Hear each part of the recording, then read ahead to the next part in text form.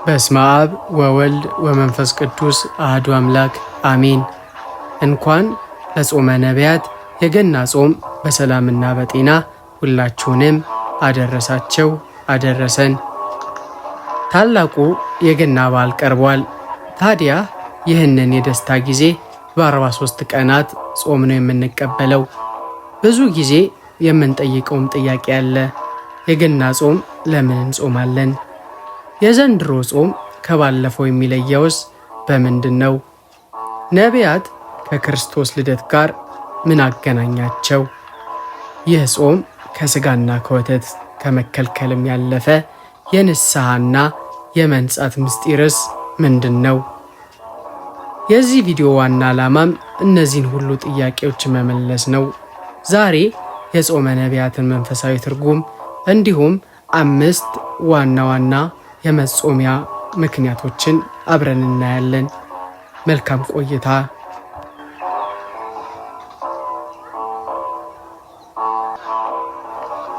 ቁጥር 1 ምክንያት።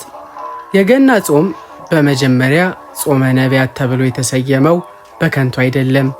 ይህ ጾም ጌታችን አምላካችን መድኃኒታችን ኢየሱስ ክርስቶስ ከመወለዱ በፊት የነበሩት ቅዱሳት ነቢያት መሲሁን በጉጉት ሲጠባበቁና መድኃኔ ዓለም ቶሎ ይወለድና ዓለምን ያድን እያሉ ሲማልዱና ሲጾሙ የነበረውን ትሩፋት ለማሰብ ነው።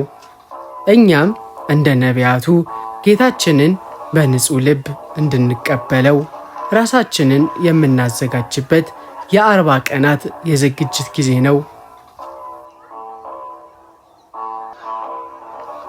ሁለተኛውና ትልቁ መንፈሳዊ ትርጉም ጾሙ የሚያሳስበን የድህነትና የመዳን ታሪክን ነው። አምላክ ለአዳምና ለሔዋን የገባውን የመድኃኒት ቃል ኪዳን ፍጻሜ ነው። ሰው የሆነው አምላክ ሊወለድ የቀረበበት ወቅት በመሆኑ ለሰው ልጅ የተደረገለትን ታላቅ ፍቅር በጾምና በምስጋና እናስበዋለን። በጾማችን እኛም በዚያ የድህነት ጉዞ ውስጥ እንዳለንና ለጌታችን ልደት ምስክር ለመሆን እንደተዘጋጀን እናሳያለን። ሦስተኛው ምክንያት የጾሙ ሁሉ ዓላማ የሆነው መንፈሳዊው ንስሐና ራስን መግዛት ነው።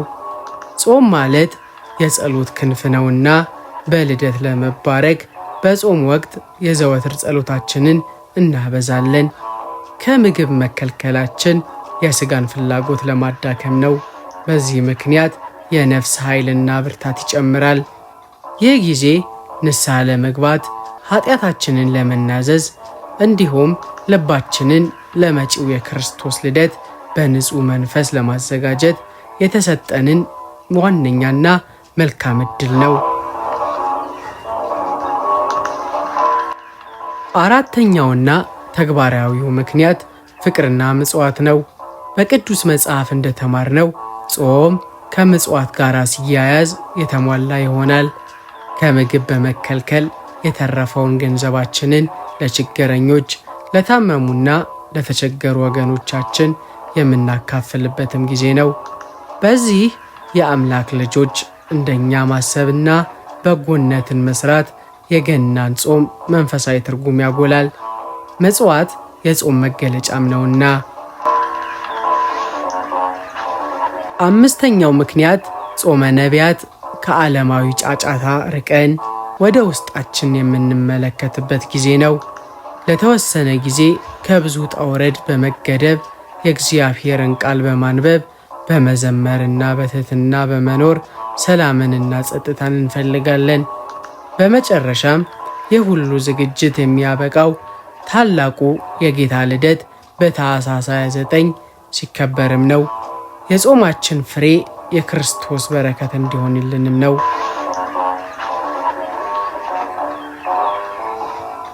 የገና ጾም ለምን እንደምንጾም 5 ዋና ዋና ምክንያቶችን አብረን አይተናል።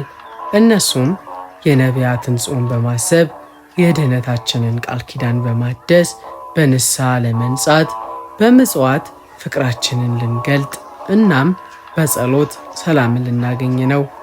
ይህ ቪዲዮም ከረዳዎት ላይክ እና ሼር እንዲሁም ሰብስክራይብ በማድረግ ሐሳቦን በኮሜንት ቦታ ላይ ያስቀምጡልን። መልካም ጾም እናም መልካም የልደት በዓል ዝግጅት ይሁንልን። ወስብሐት ለእግዚአብሔር አሜን።